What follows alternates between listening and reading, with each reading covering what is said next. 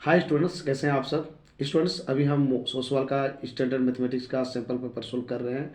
ये है model sample paper 1, question number 16। Question है फॉर द फॉलोइंग डिस्ट्रीब्यूशंस। ये जो डिस्ट्रीब्यूशन नीचे में है उसमें दिया हुआ है क्लास इंटरवल, यानी class 0 to 5, 5 to 10, 10 to 15, 15 to 20, 20 to 25। Frequency है गिवन है 10, 15, 12, 20 और 9। क्वेश्चन ये है the sum of the lower limit. कहता है ऐड कीजिए किसको, the sum of lower limit और मीडियन। कहता है मीडियन के जो लोअर लिमिट है उसको ऐड करना है एंड मॉडल क्लास। तो हमको पहले जानना होगा स्टूडेंट्स कि इस डिस्ट्रीब्यूशन का मॉडल क्लास कौन है और मीडियन क्लास कौन है।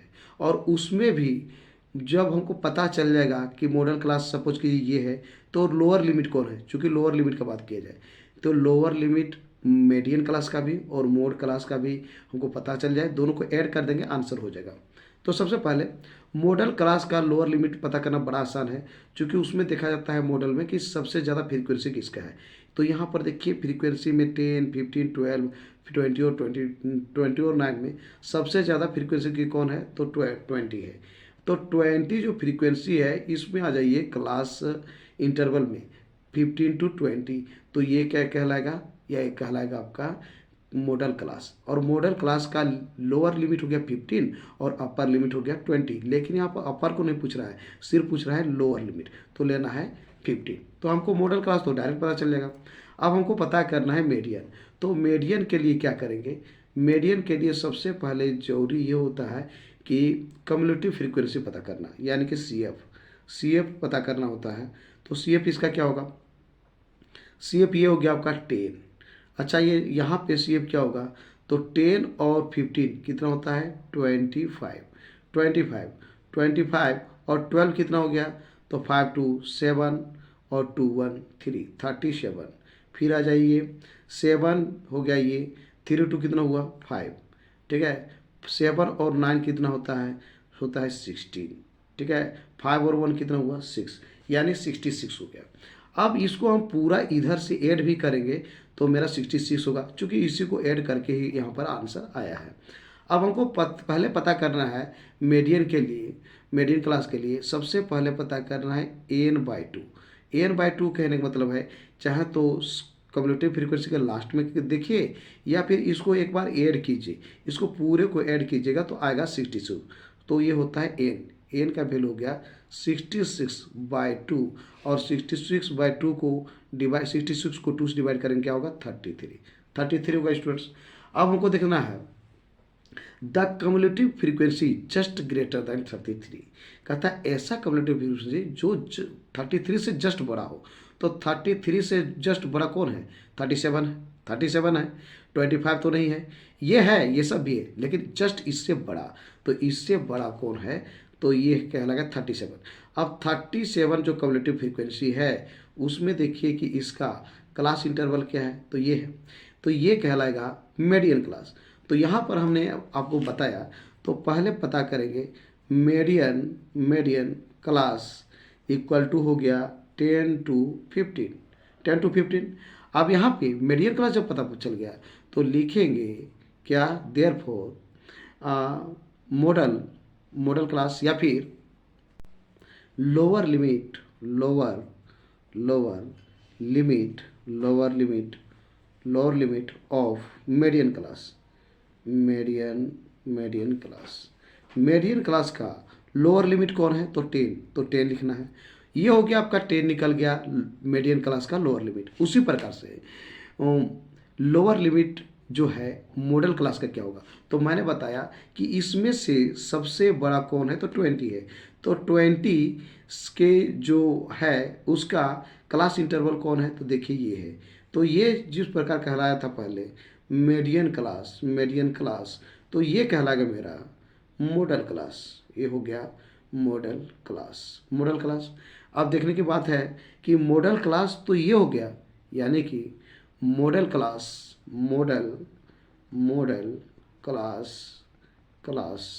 इक्वल टू हो गया 15 to 20। लेकिन हमको ये जानना नहीं है, दोनों को जानना नहीं है, सिर्फ हमको जानना है lower limit of model class. Model class का लोअर लिमिट क्या है? तो देखिए दोनों में से छोटा कौन है? तो ये है 15, तो ये हो गया लोअर लिमिट, है ना, ऑफ मॉडल क्लास। अब हमको चाहिए था क्या कि lower limit of median class और लोअर लिमिट का मॉडल क्लास का सम क्या होगा। तो सम मतलब क्या होता है? ऐड करना। ये दोनों क्या करेंगे? ऐड कर देंगे। अकॉर्डिंग टू क्वेश्चन हम बात करेंगे। अकॉर्डिंग टू क्वेश्चन क्या था? द सम ऑफ, है ना, the sum of lower limit of median class and modal class, या फिर लिख देंगे the required sum. Required sum यानी जो पूछ रहा था उसका ऐड क्या होगा? तो हो गया 10 प्लस 15 इक्वल टू क्या हो गया? 25। अब स्टूडेंट हमको ये देखना है कि इसमें 25 ऑप्शन किस में है, इस चारों में। तो चारों में ये ऑप्शन है, यानी इस क्वेश्चन का जो आंसर है वो हो गया बी आंसर हो गया। अब आपको समझ में आ गया होगा स्टूडेंट। चलते हैं नेक्स्ट क्वेश्चन की तरफ। स्टूडेंट्स क्वेश्चन है 17। 2 डाइस आर रोल्ड सिमल्टेनियसली। कहता है दो डाई है और वो रोल्ड किया गया है सिमल्टेनियस, लगातार जो है उसको फेंका जा रहा है। What is the probability? वो प्रोबेबिलिटी क्या होगा? That 6 will come up at least once. कम से कम 6 जो है अपीयर हर बार होगा। तो ये क्या प्रोबेबिलिटी बन रहा है? तो हम लोग को पता है कि हम डायरेक्ट बात करेंगे स्टूडेंट्स कि जैसे यहाँ पे नंबर ऑफ सैंपल स्पेस करने का मतलब है टोटल नंबर ऑफ ट्रायल्स या टोटल नंबर ऑफ इवेंट्स या फिर टोटल पॉसिबल आउटकम्स। यानी कि दो डाई है उसको थ्रो करेंगे तो उसके जो नंबर ऑफ सैंपल होगी वो क्या होगी? 36 होगी। कैसे होगी? तो एक ठो डाई में जो है कितना मतलब उसको फेस होता है? तो 6 होता है। चाहे तो 1 आएगा या 2 आएगा या 3 आएगा, 4 आएगा, 5 आएगा, 6 आएगा। अब देखिए जय बार फेंका जाएगा उसका पावर उतना ही बार मतलब लिखेंगे। तो दो डाइस को एक बार फेंको या एक डाई को 2 बार फेंको, उसके 2 का इंडिकेट हो रहा है तो पावर में होगा 2। ठीक है, उसी प्रकार 3 डाई को एक बार फेंको या एक डाई को 3 बार फेंको, उसका पावर होगा 3। समझ आ रहा है? तो डायरेक्ट कीजिएगा, कहानी खत्म हो जाएगा। ये हो जाएगा 36। 6 इंटू 6 क्या होगा? 36। नंबर ऑफ सैंपल स्पेस हो गया 36। अब हम बात करेंगे 36 कैसे होता है। तो देखिए स्टूडेंट इसका क्या क्या चांसेस है। चाहे तो 2 डाई का बात है तो एक ठो फेंक दिए तो एक में आ गया 1, दूसरा में भी हो सकता है आया 1, हो सकता है ऐसे आया एक ठो में आया 1, दूसरा में आता 2। ये मतलब 2 ठो फेंक रहे हैं, एक ठो 1 आया तो यहाँ पर 1 हो सकता है, यहाँ 1 आता है यहाँ 2, यहाँ 1 तो 3, ऐसा हो सकता है ना। 1 तो 3, फिर क्या है 1 तो 4, है ना, फिर 1 तो 5, 1 तो 6। तो स्टूडेंट्स हो सकता है एक ठो में वो 5 रहेगा, दूसरा में 6। उसी प्रकार से मान लीजिए यहाँ पर आ गया 2 दिखा रहा है तो हो सकता है दूसरा वाला में 1 आता, हो सकता है यहाँ पर 2 ही रहता, 2 आता, 2 है 3 है ऐसे ही, या फिर इसमें 3 रहता तो 1 2, दूसरा में 2 1 2 कुछ भी हो सकता है। तो ऐसा अधिक से अधिक क्या पॉसिबल है? तो इतना ही पॉसिबल है। क्या हो गया? ये 36 हो गया। तो इतना करने की जरूरत नहीं है, सिर्फ जानना है कि एक डाई में कितना सिंबल होता है। तो 6 होता है, 6 प्लस होता है, कई बार उसको फेंका जा रहा है या कितना डाई को एक बार फेंका जा रहा है वो पावर में रख दीजिए, कहानी खत्म। तो 2 डाई फेंका जा रहा है तो पावर में 2, यहाँ 3 डाई होता है तो पावर में 3, 4 डाई होता है तो पावर 4, ऐसे कर देते हैं। अब पूछ रहा है इसका इवेंट जानना है कि ये घटना कई बार घट रहा है। तो घटना नंबर ऑफ इवेंट किसका? तो 6, कम से कम 6 एक बार अपीयर हो रहा है। कहाँ कहाँ पर 6 एक बार आ रहा है? तो एक ठो इसमें आ रहा है देखिए, और कहीं पर है 6 यहाँ पे नहीं है। फिर यहाँ पर चलिए 2 बार हुआ, फिर 3 बार हुआ, 4 बार हुआ, 5 हुआ। अब देखिए इसमें सब में 6 आ रहा है, 1 2 3 4 5 6 हो गया। ये हो गया 6 7 8 9 10 11, यानी कि इसकी घटना जो घटी वो कितना घटी? 11। अब हम बात करेंगे देयरफॉर अकॉर्डिंग क्वेश्चन, हम इसका जो घटना घट रहा है 6 आने का, क्या आने का? 6 आने का। तो इसका जो प्रोबेबिलिटी होगा क्या आने का? 6 आने का प्रोबेबिलिटी, वो क्या होगा? नंबर ऑफ इवेंट, फार्मूला आपको पता होगा, ई क्या 6 आने का by number of sample space. अब देखिए ये कई गो आया है? तो ये है 11 बार आया है। और टोटल कई बार मतलब इसका पॉसिबल आउटकम्स है तो पॉसिबल है 36, तो हो गया 11/36। अब देखिए ऑप्शन किस में है, 11/36, तो सी नंबर में। तो इस क्वेश्चन का आंसर हो गया सी नंबर। आई होप आप समझ गए होंगे स्टूडेंट्स। चलते हैं नेक्स्ट क्वेश्चन।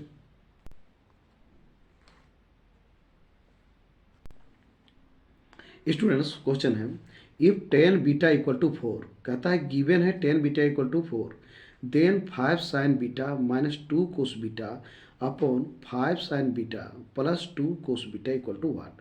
तो इसको 2-3 मेथड है स्टूडेंट्स बनाने का। पहले हम लिखते हैं गिवन। गिवन लिखते हैं, गिवन क्या है, 10 बीटा इक्वल टू 4, ये गिवन है, मतलब इसका यूज करना है और इसका आंसर लाना है। तो पहला तरीका हम बताते हैं, इसको क्या कीजिए एग्जाम में कि 10 बीटा है तो यहाँ पर लिख सकते हैं, इसका फार्मूला क्या होता है, p/p, तो 4 कुछ नहीं तो 1 लिख सकते हैं। तो p का वैल्यू होगा 4k और b का होगा 1k। ऐसे करके मेरा p और b गिवन है, तो यहाँ h का वैल्यू निकाल लेंगे by according to Pythagoras theorem से। h निकल गया। अब p b h तीनों पता है, तो साइन का क्या होता है p/h, कोस का होता है b/h। यहाँ पे वैल्यू रख देंगे, वैल्यू मेरा निकल जाएगा इजिली। अब देखिए स्टूडेंट दूसरा हम तरीका बताते हैं कि ये मेरा क्या है, गिवन है। अब क्वेश्चन में आ जाओ, अकॉर्डिंग क्वेश्चन डायरेक्ट हम बता रहे हैं, 5 sine beta minus 2 cos beta by क्या है 5 sine beta plus 2 cos beta. Student ध्यान दीजिएगा, इसको गौर कीजिए, इसका यूज करना है। यदि हम जानते हैं sine theta, tan theta equal to होता है sine theta by cos theta. अब यहाँ पर साइन तो है, साइन में है, मतलब एंगल सबका तो सेम है बीटा, साइन है, कोस नीचे में नहीं है। तो यदि हर टर्म को हम कोस से डिवाइड कर दें तो ये हो जाएगा sign beta by cos beta, यानी 10 बन जाएगा ये। और ये कोस से डिवाइड हो जाए तो 1 हो जाएगा। उसी प्रकार से ये भी बन जाएगा मेरा 10, और ये क्या बन जाएगा मेरा 1 हो जाएगा। मिला जुला के 10 का डायरेक्ट यूज हो जाएगा। तो इसको हम लिख सकते हैं, क्या लिख सकते हैं, dividing numerator and denominator by cos beta.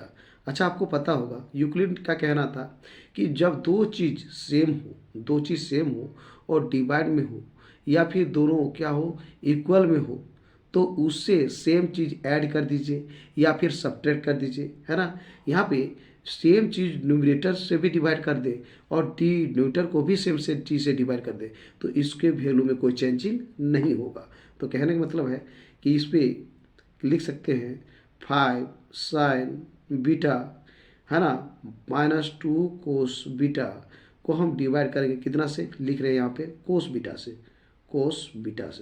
उसी प्रकार से नीचे वाला को ऐसे डिवाइड करेंगे, 5 sine beta plus 2 cos beta by क्या होगा कोस बीटा। स्टूडेंट ध्यान दीजिएगा, यहाँ पे ये है 5 का 5 ही रह जाएगा। Cosine beta by cos beta का वैल्यू क्या होता है 10 बीटा, तो लिख दीजिए 10 बीटा माइनस, अच्छा कोस बीटा से डिवाइड करेंगे तो कट जाएगा, यानी मिला जुला बन जाएगा 2। उसी प्रकार से इसको भी वैसे ही हो जाएगा 5 10 बीटा, और ये माइनस था यहाँ पर प्लस हो जाएगा +2। अब 10 बीटा का वैल्यू दिया हुआ है। स्टूडेंट इसको नीचे में कीजिएगा, मेरे पास जगह नहीं इसलिए राइट साइड में हम कर रहे हैं, राइट साइड में मत कीजिएगा, एग्जाम में जस्ट उसके नीचे करना है। 5 10 बीटा का वैल्यू अब मेरा दिया हुआ है कितना 4, तो 5 × 4 हुआ -2 बाय 5 × फिर इसका वैल्यू 4 +2। चलिए मल्टीप्लाई काम पहले होता है, तो होगा 5 4 जा 20 -2 बाय 20 +2। 20 में 2 सब्ट्रैक्ट होगा क्या होगा, तो 20 में 2 सब्ट्रैक्ट होगा हो जाएगा 18, और 20 +2 क्या होगा 22। सॉरी स्टूडेंट्स, ये क्वेश्चन थोड़ा सा हम गलत लिखे हुए हैं। यहाँ पे एक क्वेश्चन दिया हुआ है इफ 5 10 बीटा इक्वल टू 4, तो यहाँ पर क्या होगा 5 10 बीटा होगा, 5 10 बीटा इक्वल टू 4। अब 5 10 बीटा इक्वल टू 4, तो यहाँ से मेरा निकल जाएगा क्या 10 बीटा का वैल्यू हो जाएगा 4/5, यानी कि 10 बीटा जहाँ पर है वहाँ पर हम 4 ना रख के क्या रखेंगे 4/5। यहाँ पे सॉरी थोड़ा सा बात भाई कैलकुलेशन में सही होगा स्टूडेंट्स। अब क्या है यहाँ पे जो आप देख रहे हैं कि सिर्फ 10 बीटा के जगह में 4 ना रख के रखेंगे 4/5, तो हो जाएगा 5 इंटू 4/5 माइनस 2, फिर हो जाएगा 5 इंटू 4/5 प्लस हो जाएगा 2। अच्छा, ये ऊपर नीचे कैंसिल कर सकते हैं चूँकि मल्टीप्लाई 4 में है, तो 4 में 2 सब्ट्रैक्ट होगा, सिर्फ 4 ही बचा। 4 में 2 सब्ट्रैक्ट होगा, क्या होगा 2, और 4 प्लस 2 क्या होगा 6। अब इसको कैंसिल आउट करेंगे तो क्या होगा, वैल्यू हो जाएगा 1/3। अब देखना है 1/3 कौन सा ऑप्शन में है। तो 1/3 देखिए स्टूडेंट्स, यहाँ पे है ऑप्शन नंबर ए। तो इस क्वेश्चन का जो आंसर है ये हो जाएगा आपका option number A. I hope आप समझ गए होंगे स्टूडेंट्स। चलते हैं नेक्स्ट क्वेश्चन। हाय स्टूडेंट्स, ये देखिए पहले डायरेक्शन दिया हुआ है कि क्या यहाँ पर करना है। In the question number 19 and 20 कहता है, दो क्वेश्चन है 19 and 20। A statement of assertion A, इसको इंडिकेट किया है असर्शन को ए से, is followed by a statement of reason R, और रीजन को आर से इंडिकेट किया गया है। ठीक है, choose the correct option as, और ये आपको ऑप्शन चूज करना है। Both assertion A and reason R, कहता है असर्शन को ए से इंडिकेट किया जाता है, रीजन को आर से। कहता है दोनों आर ट्रू, यदि दोनों सही है, and reason R is the correct explanation of assertion A. कहता है जो आर है रीजन, वो क्या करता है, ये एक असर्शन ए को क्या करता है, एक्सप्लेन करता है, करेक्ट एक्सप्लेन करता है। तब आप ये दीजिए, पहला ए नंबर दीजिए। बी ऑप्शन तब आपको चूज करना है कि जब एसर्शन और रीजन दोनों को दोनों ट्रू है, लेकिन ये जो है रीजन जो है आर, वो एसर्शन ए को एक्सप्लेशन नहीं करता है। तीसरा है कि असर्शन ए जो सही है, लेकिन रीजन जो आर जो है वो फॉल्स है। डी है, कहता है ए एसर्शन फॉल्स है, लेकिन रीजन आर ट्रू है। देखिए स्टूडेंट्स, मैं बता दूँ, एक स्टेटमेंट, दो स्टेटमेंट है, एक असर्शन है, दूसरा रीजन है। ठीक है, ये आपका कथन है और ये जो है इसका कारण है। तो इसको अच्छा समझने की कोशिश कीजिए। सबसे पहले एकदम इजी तरीका बताते हैं इस क्वेश्चन को। ये आपका सीबीएसई बोर्ड का क्लास 10th का जो एग्जाम होगी स्टैंडर्ड मैथमेटिक्स, तो आप में दो क्वेश्चन एकदम निश्चित तौर पे रहेगा। तो आपको क्या करना है, ध्यान दीजिएगा। सबसे पहले आपको रीजन पढ़ना है, रीजन को देखना है कि क्या है क्या नहीं।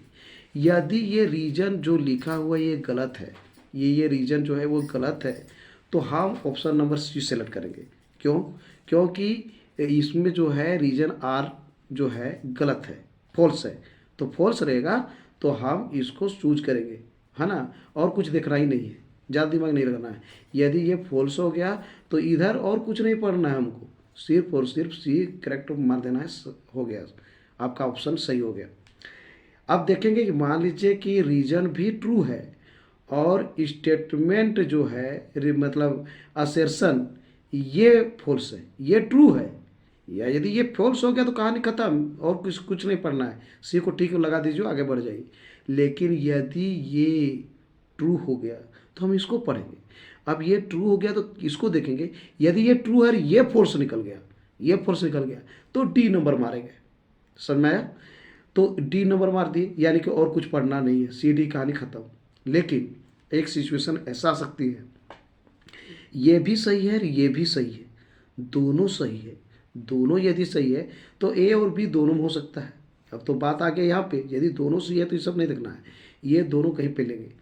अब करना क्या है कि दोनों में देखेंगे, ये वाला क्वेश्चन सॉल्व की और ये क्वेश्चन सॉल्व की, क्या दोनों में कोई फार्मूला दोनों में यूज हो रहा है, पहला। दूसरा, यदि फार्मूला नहीं है तो कोई ऐसा स्टेटमेंट है जो कि दोनों में हो रहा है, या दोनों में वही थ्योरम लग रहा है, या फिर इसके बिना, रीजन के बिना क्या ये नहीं बन रहा है, मतलब किसी प्रकार के इससे करेक्शन है। यदि किसी प्रकार का कनेक्ट आपको दिखाई पड़ा दोनों चीज़ में, तो हम क्या करेंगे कि ये कह देंगे कि नहीं भाई, ये होगा ऑप्शन नंबर ए होगा। यदि दोनों में रिलेशन रहेगा तो ये होगा, और यदि रिलेशन नहीं है, यानी कि ये जो क्वेश्चन बना, स्टेटमेंट बना, वो क्या है कि इसका नियम जो कानून है, इस नियम कानून के बिना ही मेरा ये बन गया, तो हम मान देंगे बी। समझ में आ गई बात को? तो हम लोग सबसे पहले क्या देखना है, रीजन देखना है। ये सेक्शन एकदम भूल के भी नहीं पढ़ना है, हमको रीजन देखना है कि क्या है क्या नहीं। आते हैं हम सोल्यूशन में, हम समझाने की कोशिश करते हैं स्टूडेंट। अब रीजन में देखिए, रीजन कहता है, रीजन आर से इंडिकेट किया गया है। HCF is always a factor of LCM. कहता है एचसीएफ जो होता है एलसीएम का हर समय फैक्टर होता है। ये हम लोग बचपन से पढ़ते आ रहे हैं, तो ये सही बात है, सही बात है। आपको नहीं पता है तो हम बताते हैं कि मान लीजिए दो नंबर है 2 और 6। 2 और 6 का हम यदि एलसीएम निकालेंगे, एलसीएम ऑफ क्या 2 और 6, 2 और 6 का एलसीएम आपको पता होगा 6 होगा। अब निकाल सकते हैं, नहीं पता होगा तो एच सी एफ हम निकालेंगे, एच सी एफ, तो एच सी एफ जो होगा 2 और 6 का ये होगा 2। आप बताइए 2 जो है 6 का फैक्टर है कि नहीं है, यानी कि ये सही है। ये क्या है, ये सही है, सही है। चलिए कहानी खत्म हो गया, पहला सही है। यदि ये गलत होता तो हम लोग सी नंबर ऑप्शन मार देते और ख़त्म, और कहीं पढ़ते नहीं, हो गया, पढ़ने की जरूरत नहीं है। अब ये सही है, अब चेक करना इसको, असर्शन को। ये जो है ना, ये असर्शन सही है या गलत है। तो असर्शन सही है कि गलत है, इसको हम देखते हैं थोड़ा सा।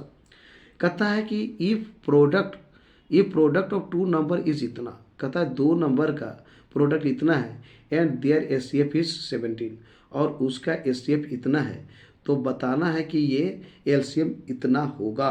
तो हम लोग जानते हैं, एक फार्मूला जानते हैं, एक के लिए हम बात कर रहे हैं, रीजन तो हो गया, एक के लिए बात कर रहे हैं कि एक फार्मूला है LCM into H C F, है ना, इक्वल टू क्या होता है, product of two numbers, product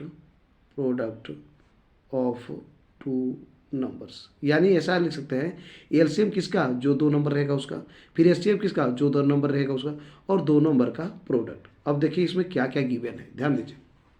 आइए, सबसे पहले दिया हुआ है product of two numbers is इतना, दो नंबर का प्रोडक्ट जो है दिया हुआ है इतना, है ना, यानी इसका जो वैल्यू है उसका दिया हुआ है वैल्यू 5780, ठीक है, मतलब ये दिया हुआ है।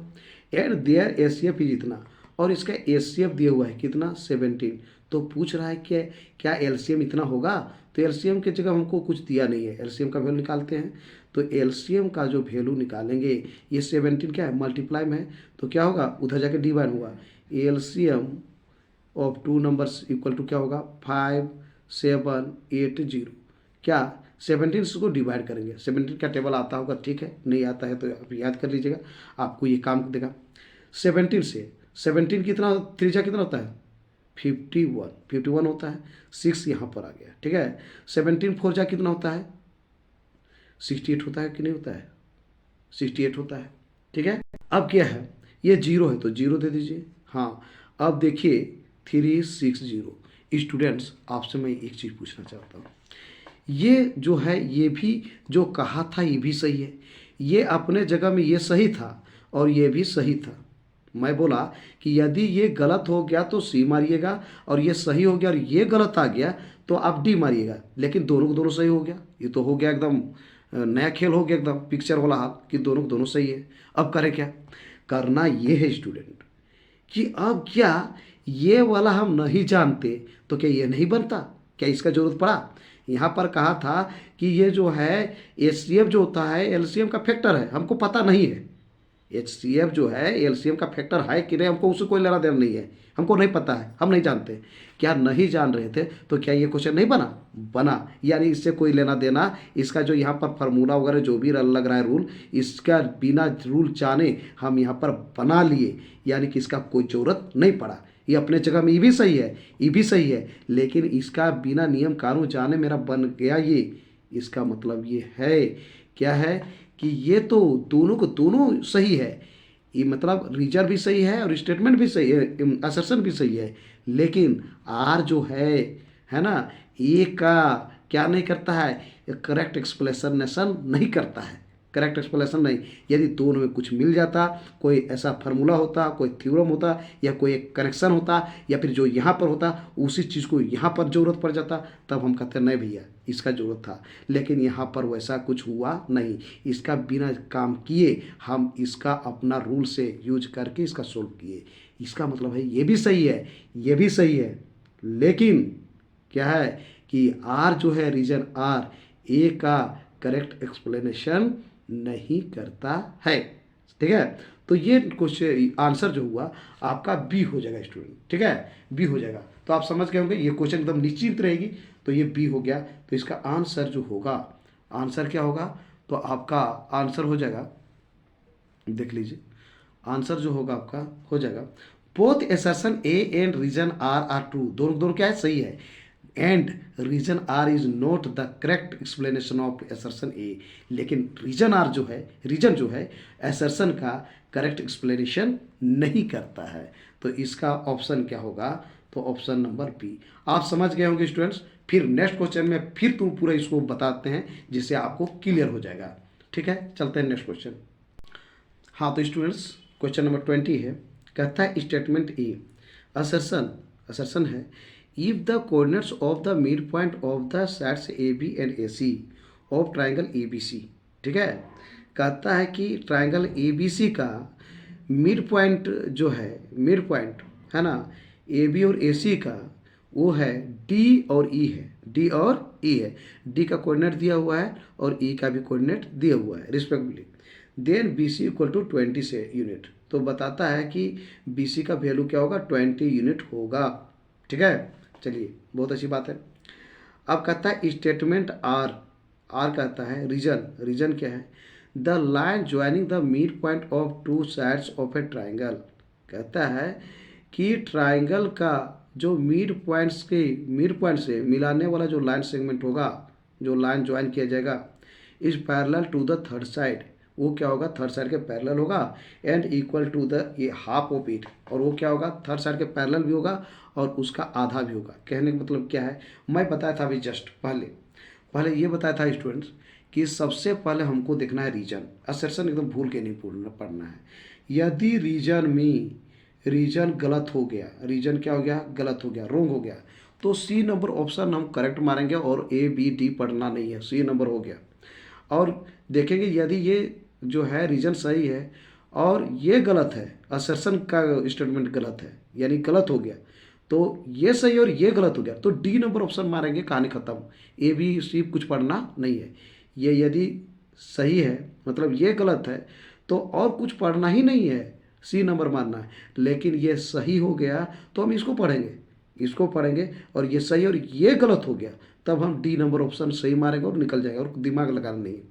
लेकिन दोनों को दोनों स्टेटमेंट सही हो गया तो हम देखेंगे कि क्या इसका जो है इसके बिना काम नहीं चलता है या फिर क्या इसका यूज हो रहा है, क्या किसी प्रकार कनेक्शन है, इस प्रकार से हम देखेंगे। ऐसा हो रहा है तो हम मानेंगे ऑप्शन नंबर ए और देखेंगे कि ये जो हम मेरा बना इसका बिना नियम कानून जाने यहाँ पे बन गया या फिर इसका कोई कनेक्शन नहीं है, इसका कोई ज़रूरत यहाँ पे नहीं है, ये अलग डायरेक्शन में चल रहा है, ये अलग डायरेक्शन में चल रहा है ना। तो वैसी स्थिति में बी नंबर ऑप्शन मारेंगे। ठीक है स्टूडेंट्स, अब हम बात करते हैं क्वेश्चन पे।